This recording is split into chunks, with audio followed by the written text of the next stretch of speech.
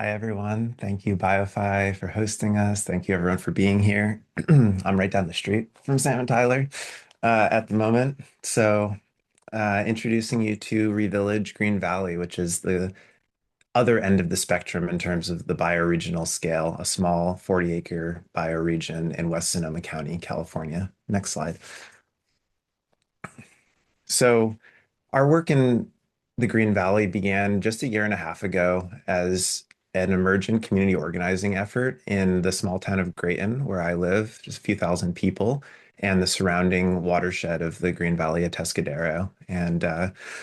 We've been kind of calling ourselves accidental bioregional organizers. We applied the label after really just falling in love with this place and starting to mobilize with other people who had been stewards and tenders and lovers of this place and listening for how to best care for this next chapter. So when we say revillage, we're talking about the scale of our capacity to be in real relationship, specifically the feeling of knowing and being known by the beings of a place, both human and more than human. And so for us, this small watershed of the Green Valley feels like a good prototype for coming back into interdependence with each other and the living earth. Next slide, please.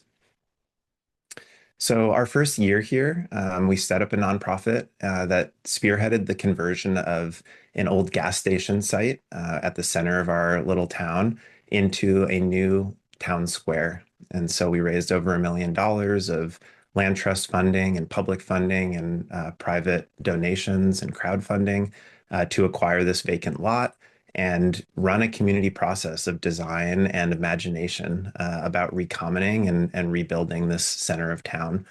On top of the site, we created a museum of the future, we called it, which was a hub for 7 generations past of remembering, of archival imaging and time capsule creation, as well as 7 generations forward of imagining the village vision, bringing in school field trips, and creating a Green Valley bioregional vision. We also created community councils, including an arts council and a design build council and a community elders group that have helped to guide in a very participatory way with town hall meetings and work sessions and co-design groups, everything that we're doing here. And then we've really just committed to a heartbeat of seasonal festivals, monthly work parties and potlucks at the square, and increasingly resilience trainings, both in terms of know your neighbor as well as how do we support some of the emergent moments that we're in, such as working with the North Bay Organizing Project around how to respond to ice raids and these types of things that are really just about how do we care for ourselves and our neighbors. Next slide, please. So the next major phase of the project that is just beginning, we're just breaking ground on a social enterprise. So a community-owned public house and marketplace, basically a coffee shop and food hub and small business incubator that's just catty corner from the town square. And this is the old firehouse. It was first a train station and then a fire station, and it's been empty now for 15 years. And as with a lot of the town, there was a 100 years of after colonial settlement. There was about 100 years of apple processing and canneries, and then it became wine. And now there's this kind of moment of thinking into what the next local economy is and how it can be in more right relationship with place, with the first peoples of this place, and what the ecology and more than human are wanting. Next slide, please. So we've created a bioregional financing facility around this shared purpose of rebuilding commons, shared culture, and thriving local economies that nurture our interdependence with each other and the living earth. And really, it's kind of simple at the core of it. A lot of it's been sitting in circle, and in all the different ways, trying to make that circle very accessible and helping invite people into what a future looks like and how that future can be built on a lot of remembering as well as new imagination. Next slide, please. So our structure has emerged pretty organically. We I guess I'll start at the top right. We started with this nonprofit bioregional organizing team, community engagement structure that really was focused on catalyzing a coherent shared vision and forming stakeholder relationships around what the watershed's wanting and building this conversation about joy and resiliency for the next 100 years here.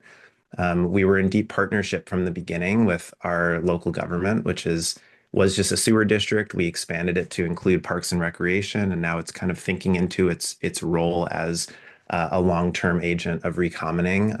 The Grayton Community Services District is what I fundraised into to hold the town square. It's also now just acquired another public space, and we're looking at several more watershed and ecosystem services protection and conservation pieces. And then most recently, we've set up the Revillage Development Public Benefit Corporation, which is really oriented around catalyzing impact investment into anchor real estate and village enterprises. So the real focus of these is going to be businesses and real estate that anchor and benefit the local economy and have a focus on community ownership, exit to community, and stakeholder profit sharing. Everything is oriented around this same shared mission.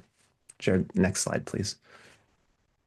So as we look at the coming years, we've started work on this community food hub and marketplace. We also have a community farm project that's just receiving funding. And then there's these other anchor projects thinking about affordable housing, thinking about supporting the ventures that are most critical to the health of the people and more than human of this place. And we're excited to work on a lot of these things in the right sequence with the people that are already here, with the First Nations, with the Latino day laborers, with the Zen Center, with the all of the different anchor organizations that have assembled around this shared vision and are coming into co-creation of each of these pieces.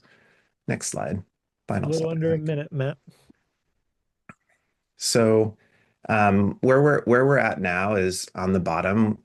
We've set up this 501(c)(3) organized around our bioregional organizing team. We're trying to raise $500,000 for that function, which is really catalyzing this shared vision, doing the seven generations vision creation, doing local economy and resilience work, and building shared culture with arts and events.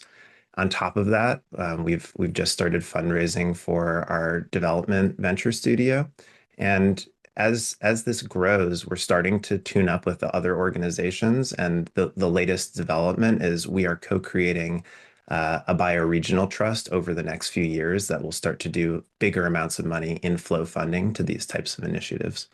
Final slide, please. So yeah, our short-term funding goal is about $500,000 for the nonprofit and $750,000 for the development company, which will catalyze these initial projects. Thank you so much, and you can look at the final slide with my contact information. Thanks so much for being here, and appreciate everyone's time and care.